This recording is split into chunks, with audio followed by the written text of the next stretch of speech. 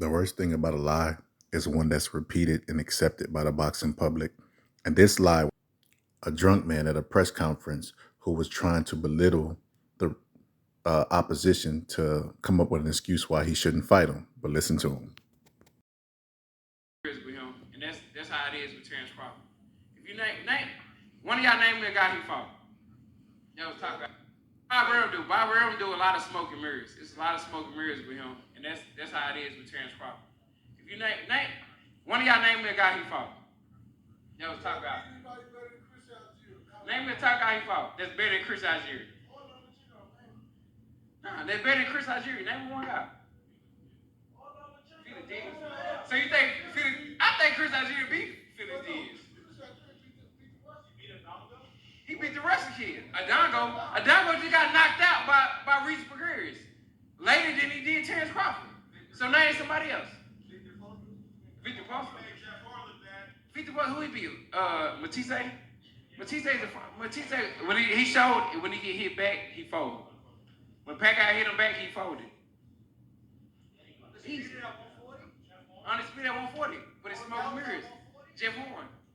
I thought Manny Pacquiao beat him. I thought Manny Pacquiao beat him again. Jeff Horn, who had Jeff Horn beat? Who? Ooh, he kind of good today. Who had Jeff Horn beat? Name somebody Jeff Horn beat. Who? Yeah. Like I said, Bob Ram, he's a great promoter. Smoke and mirrors, like I said. All the time, smoke and mirrors. He doesn't beat anybody, bro. You can't name somebody. Anybody you name, I can argue with that statement every time. This fight right here is going to be a very, very exciting fight. Trust me on this. And it's also going to be the battle of the underrateds. Shawn Porter is extremely underrated, and so is Terence Crawford. And I don't know why. I don't understand why. Do people not have trained eyes in the sport of boxing, or are they just being fed misinformation like what Errol Spence is doing here? But Terence Crawford is a guy. See, people in boxing have fixed memories. They don't. Their memory doesn't go back that far, or they just started watching. I can remember a guy named Gamboa who was undefeated and Olympic champion, had the pedigree, the undefeated record. At one time, they was even discussing him fighting Floyd Mayweather Jr. That's how uh, accomplished and good this guy was. And he was set to face Terence Crawford, who had some success as amateur, but Crawford was the underdog. He was not supposed to win that fight. And not only did he win that fight, but he knocked Gamboa out for fight of the year, giving him not only his first loss, but he knocked him out. Later on, years later, 5 to be exact, when he was a shell of himself, he went 12 rounds with Tank Davis giving him hell all through the fight. And then the next year, he would go to a split decision with Devin Haney. And these are considered the young lions at lightweight. I know my boxing subs are, knowledgeable about the sport, but I'm assuming that you guys coming to my page for the first time aren't that knowledgeable. There's a 10-pound difference between lightweight and welterweight. Terence Crawford was a lightweight, which means he was 135 pounds, like Devin Haney and Tank Davis.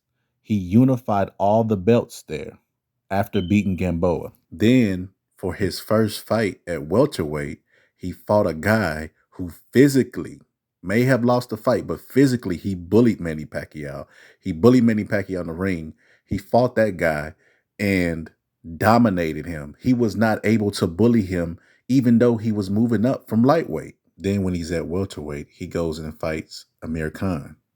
Amir Khan was knocked out by Canelo, but it was in 6 rounds when Canelo took to finish him. It took Crawford less rounds to finish him. Then when he fought Kell Brook, he knocked Kell Brook out with a jab.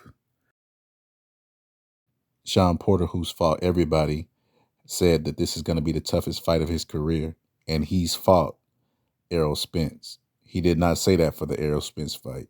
He's saying that for this fight. It's a reason behind that. I think Terence Crawford is the best fighter I've seen since James Toney He has unshakable, deep down belief that he's gonna win, and that's rare to find in a fighter. And he has that mean streak. I've seen him try to punch somebody in a press conference. You know, not too many fighters do that. James Toney has did that on several occasions, but never mind what I'm talking about. Listen to his You've been in peers. there with the best in the world. You've been in there with the very best of the welterweight division. You've been in with Spence, Triple G, Shawn Porter. What was different, or was anything different, about Terence Crawford? You know, I can't, even though I've been beat by him, I can't sit here now and say it beat Spence, it beat Porter, because styles make fights. You know, but one thing he has got good distance, and he's got fast hands, obviously, and he's got a good eye, you know, to land a shot, you know. So it'd be very interesting, you know. He's definitely, you know, because that's never in my career, nobody's ever done that to me in sparring or anything, you know. So obviously it's different weighing ounce gloves on, but it was one of them, you know. I got caught with a shot I didn't see. And the best fighter in the welterweight division is probably Crawford.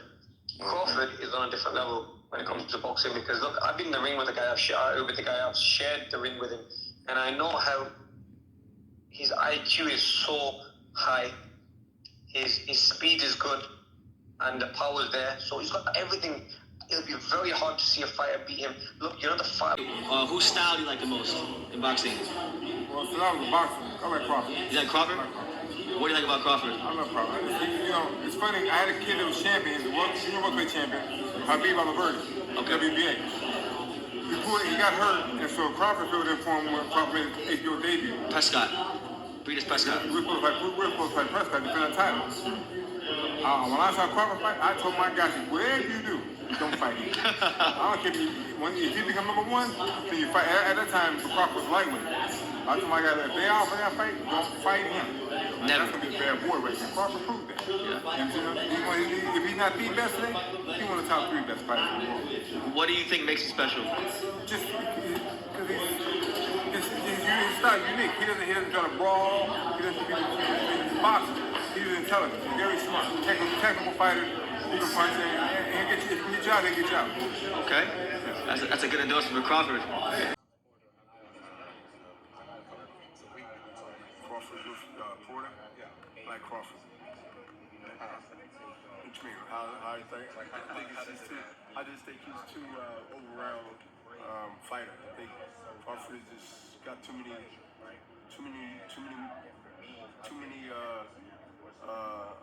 arsons and too many skills in his arsenal. And I also think that he's at the real end of his peak to shine for the next couple of fights before he's vulnerable. But I think he had a good rest. I think he wants to come back and prove something even strong. So anybody that fight Crawford anytime in the next year and a half, they're gonna have trouble. What do you think of Top Rank?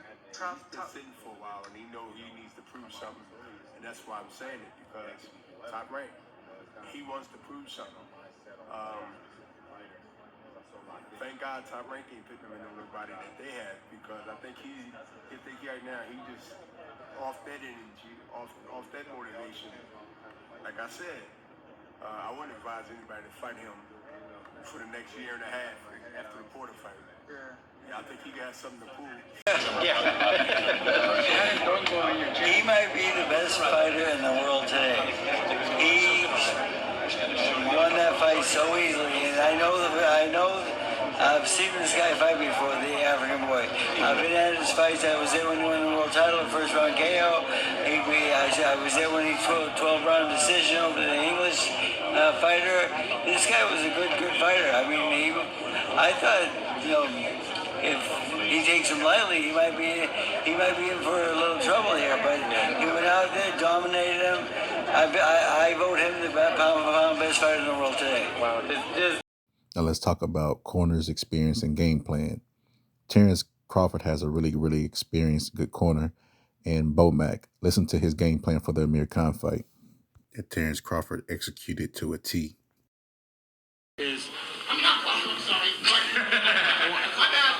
One thing about Amir, what he does is when he move his feet, he don't really throw no punches. But when he stop moving his feet, that's when he try to throw his combination. So we worked on in camp. You got to keep stepping, to keep him uncomfortable. And then once he stopped, that means he's get ready to go. So that's where the timing come in at. So I mean, yeah, we worked on it. One more for. So Terence Crawford has a experienced corner that comes up with great game plans, because that ultimately led to Terence Crawford stopping, knocking him down in the first round and keeping him off balance, and eventually stopping Amir Khan. Every time he started his offense, he would just back up and time him, because Amir Khan probably has one of the fastest hands in boxing. So he would just put the arm out, time him, keep him off balance, and counter him right there and knock him down. Listen to Kenny Porter give Shawn advice to stay out the middle. So anytime you practice like this with anybody in here, you setting yourself up for I'm always over here, I'm always over here. I'm on this hip, I'm on this hip. I'm going this way, I'm going this way. I'm never right here. If I'm right here, I'm on the end of the punch. If you're right here, you're not in position. This is nothing. So you're here on the end of the punch at all times. Although Kenny Porter may not have the experience that Bomac has, he's a good trainer. And Shawn Porter, it's a plus for Shawn Porter because his dad could pull something out of him that nobody else can pull. And Shawn Porter really leads on his dad's real strong personality. And I think he makes it work for him. I don't see him getting stopped in front of his dad whatsoever. His dad being militant is somewhat a plus for Shawn Porter. But Shawn Porter is the strongest welterweight in the world. Don't trust anyone who tells you anything different. I watched him fight Errol Spence, who's physically bigger, and Errol Spence tried to bully him, and he was not able to. Shawn Porter wasn't as big as him, but physically he was not bullied by him. And outside the knockdown, he would have won that fight. That's why he's underrated too. People call him the gatekeeper. Luis Ortiz is a gatekeeper. Shawn Porter is not. But one thing that his dad, lacking the experience that Bomac has, is that Shawn Porter loses his identity at times and becomes a counterpuncher like his dad wants him to be, like right here. Fast and hard. Put it together. You don't want to just out. So come out, come in, put it together, get underneath and pull around. Out. All of that. Come out, come in, put it together, get underneath and pull around.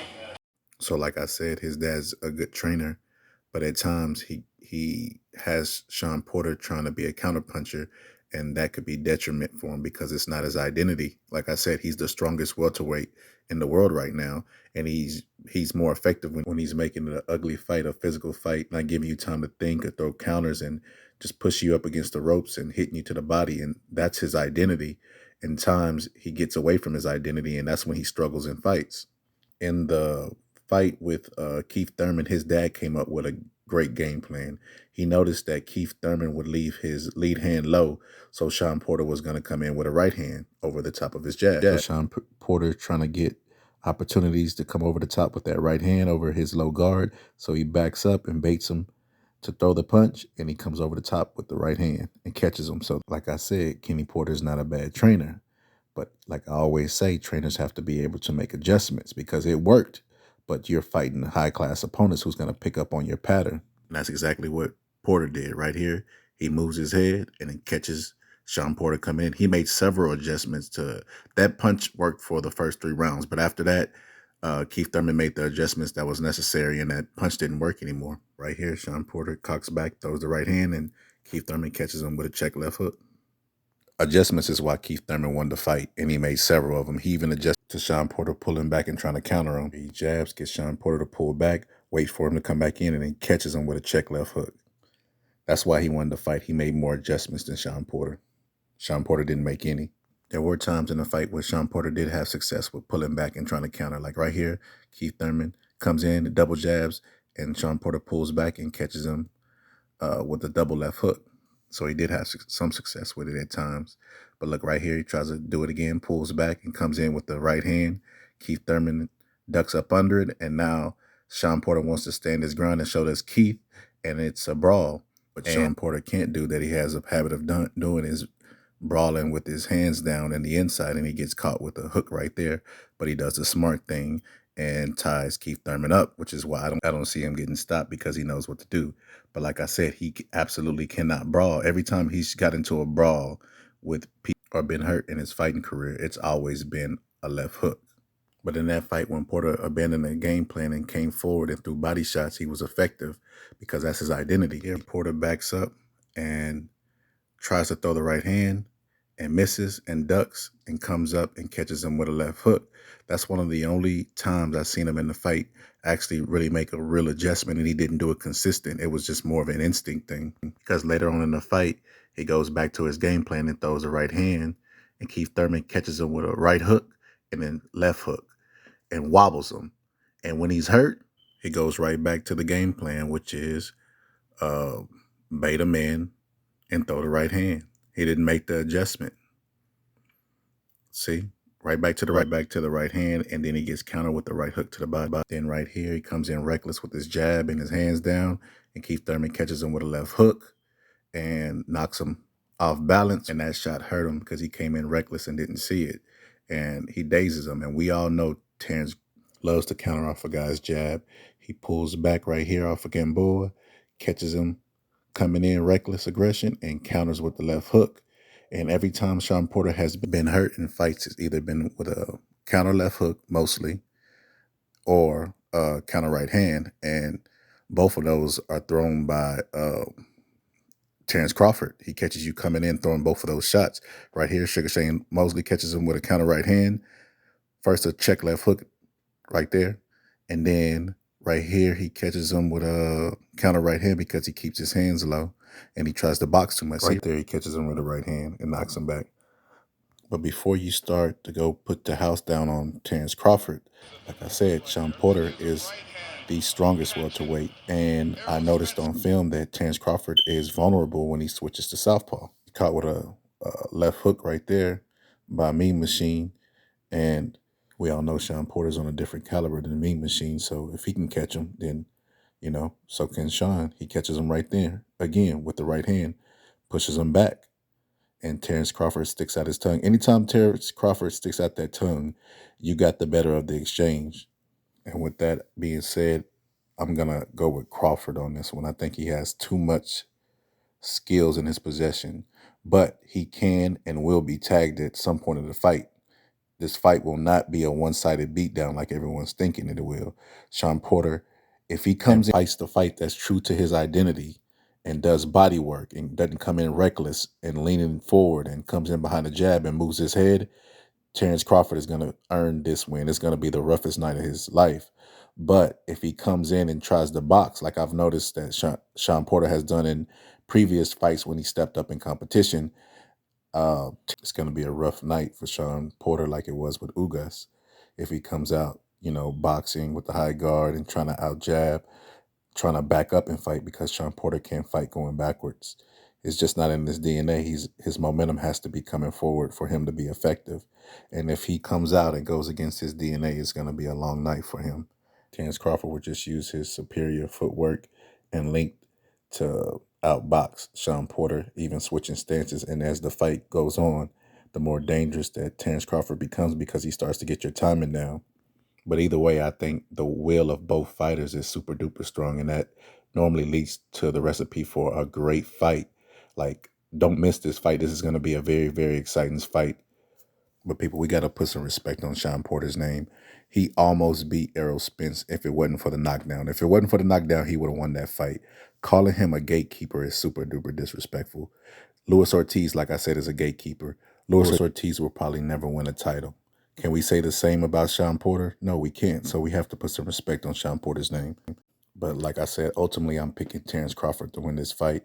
Like I told you, he's the best fighter I've seen in a long time, since James Toney, you know, with a good balance of offense and defense and just having a really, really mean streak. He'll fight you outside the ring. He's just that supreme confidence. I hope Shawn Porter comes in and jumps right on him and tries to take advantage of his slow start. But like I said, I think this is going to be an exciting fight, and I think Terence Crawford is going to edge out the fight. Also, another thing I forgot to mention is Terence Crawford is the harder puncher out of the two. He throws punches from unorthodox angles, and they're very fast, and he catches you with the blind punch, and they're very accurate. He has very underrated punching power.